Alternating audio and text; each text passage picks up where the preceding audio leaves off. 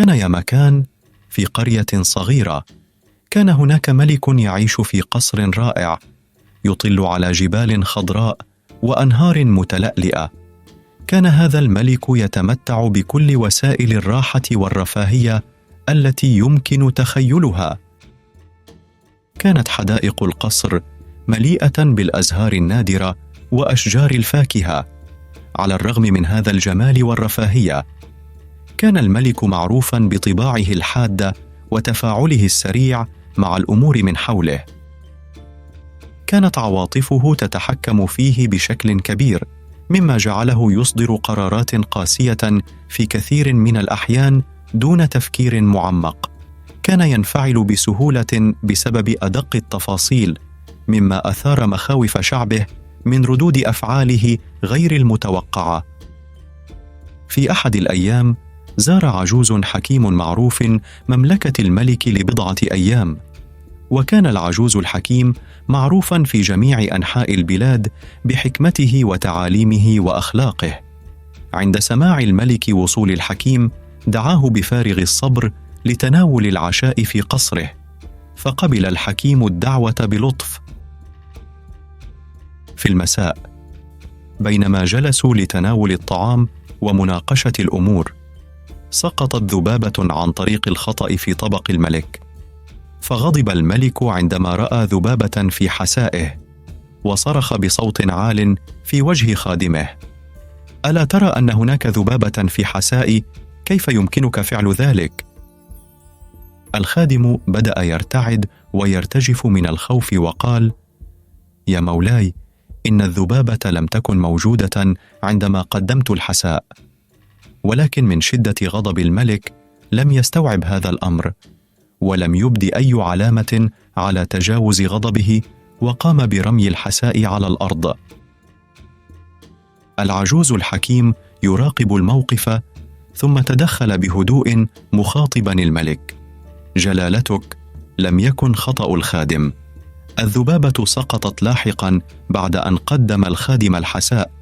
يجب أن لا تدع مثل هذه الأمور التافهة تفسد مزاجك وتشعرك بالإهانة الشديدة. رد الملك بإحباط وقال: لكن يا شيخ، لا أستطيع تحمل مثل هذه الأشياء، حتى ذبابة صغيرة يمكن أن تغير مزاجي وتفسده. ابتسم العجوز بلطف وأجاب: ليست الذبابة هي التي أفسدت مزاجك، ولكن رد فعلك عليها هي التي تفسد مزاجك. لديك القدرة على التحكم في عواطفك يا مولاي، لا تدع عواطفك تتحكم فيك، بدلاً من ذلك يجب عليك السيطرة على عواطفك. تكلم الملك معبراً عن رأيه وصراعه وقال: ولكني لا أستطيع السيطرة على غضبي. إذا حاولت قمع غضبي فإنني أشعر بالإحباط أكثر. ثم أوضح العجوز وقال: حسب فهمي يا جلالتك، أن السبب هو أنك لم تحاول أبداً التحكم في عواطفك. لا ينبغي لأحد أبداً اتخاذ قرارات متسرعة في لحظات الغضب أو الفرح الشديد. خذ بعض الوقت للتفكير قبل الرد. حافظ على سيطرتك على عواطفك، فبدلاً من السماح لها بإملاء أفعالك وتصرفاتك. سيدي الملك، إن عدم التحكم في العواطف والتصرفات هو كالرياح الجارية التي تهب على السفينة دون قيادة، قد تجرها بعيداً عن ميناء السلام والاستقرار. لذا أوصيك بترويض جموح عواطفك وتهدئة عواصفها قبل أن تدمر أركان مملكتك.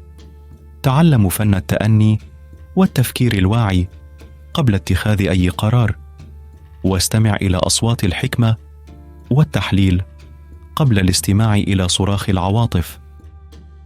فالقرارات الصائبة تولد من العقل والتفكير الهادئ، وليس من عاصفة العواطف التي قد تعصف بك إلى شواطئ الندم والخسارة.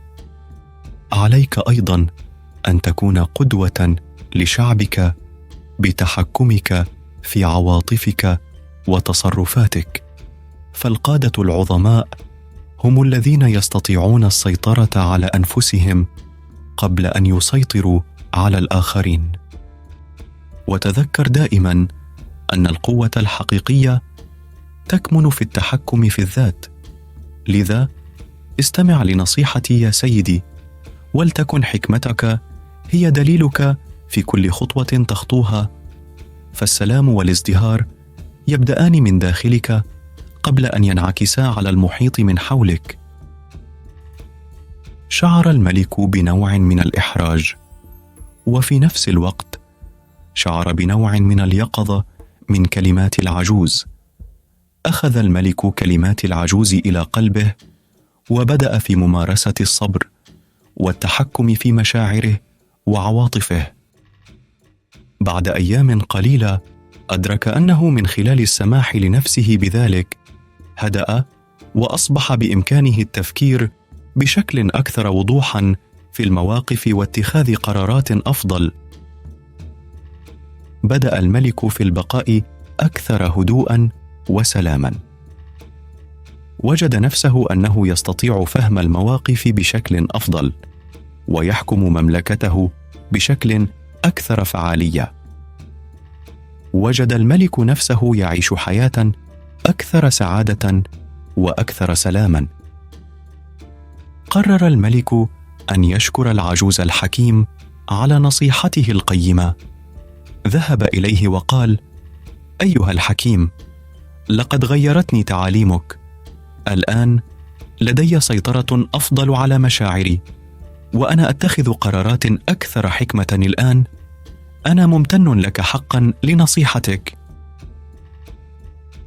ابتسم العجوز بلطف وقال: أيها الملك، أنت لست وحدك في مواجهة هذه التحديات.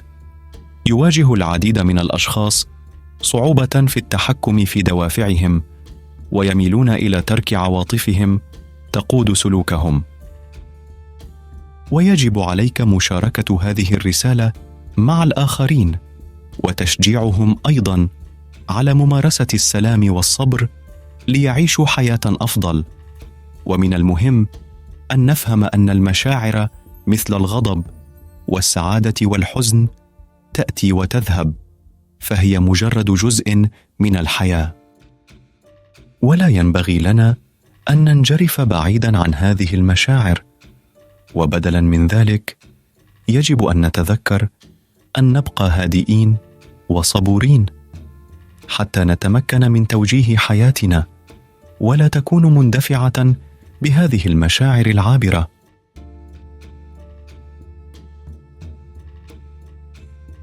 كما ترى في الحياة وفي حياتك، نحن نعيش في عالم مزدحم ومجهد ومرهق، حيث يمكن لعواطفنا في كثير من الأحيان أن تتغلب على أفضل ما فينا، ولكن يمكننا أن نتعلم كيفية السيطرة على عواطفنا واستخدامها لصالحنا.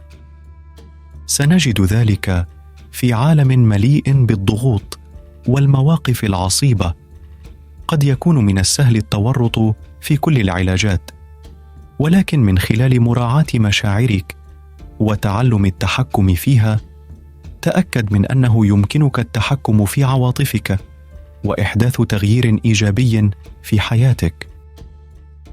العواطف طبيعية ولا مفر منها، ولكنها يمكن أن تكون ضارة أيضا إذا تفاعلنا معها دون تفكير، وإذا تصرفنا بشكل متسرع بناء على عواطفنا، فقد ينتهي بنا الأمر إلى الندم على أفعالنا لاحقا.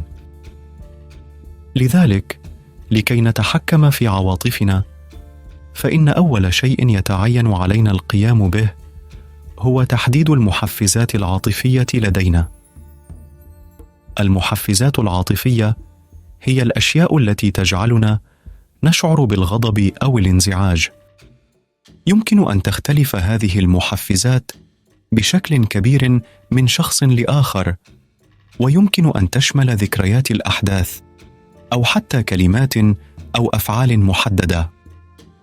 على سبيل المثال، قد يكون المحفز العاطفي لشخص ما الغضب، مثل عندما يتم انتقادهم في العمل أو عالق في حركة المرور فهم غاضبون. وقد يثار الحزن لدى شخص آخر عندما يرون شيئا يذكرهم بصدمة أو خسارة سابقة. يمكننا الاستعداد للتعرف على المثير العاطفي الذي يثيرك. تحتاج إلى القيام ببعض الاستبطان عندما نشعر بأن عواطفنا تغمرنا. نحتاج إلى البقاء في الحاضر ومراقبتها. يمكننا استخدام تقنيات مدروسة مثل التنفس أو التأمل لتهدئة أنفسنا. نحتاج أيضاً إلى الاهتمام بأفكارنا ومشاعرنا وأحاسيسنا عندما نواجه مشاعرنا.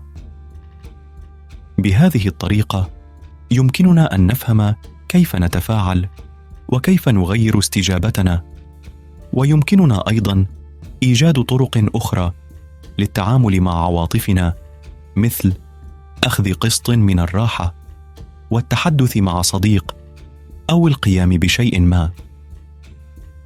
نحتاج أن نتذكر أن العواطف مؤقتة وسوف تمر من خلال كوننا مسالمين وصبورين. يمكننا التغلب على صعوبات الحياة دون أن تحكمنا عواطفنا، وهذا سيمكننا من الاستمتاع بحياة مريحة، حياة أكثر إشباعاً وسلاماً وخالية من الندم والندم.